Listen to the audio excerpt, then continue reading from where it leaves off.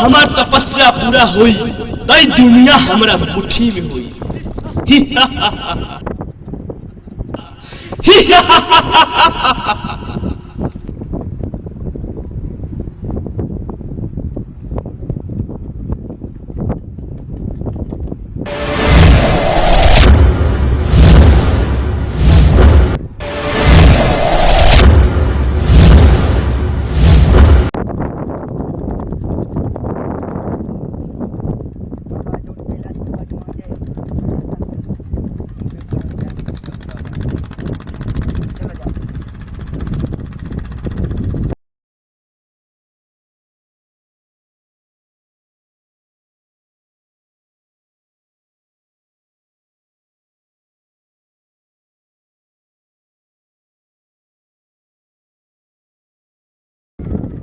ए बाबा,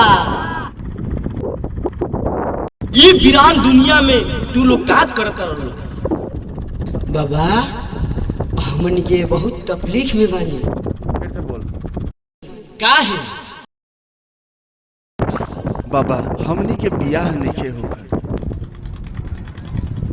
अच्छा ये बतावलो, तोहरा लोग के सपना में ब्याह करा दी तो कैसे?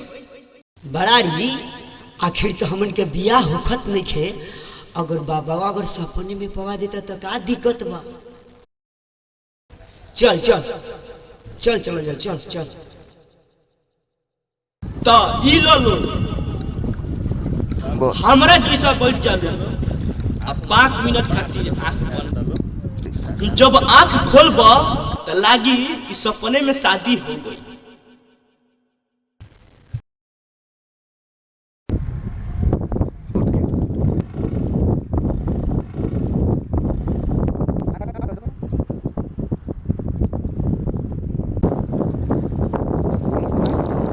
अरे बाबा कहाँ चल गए?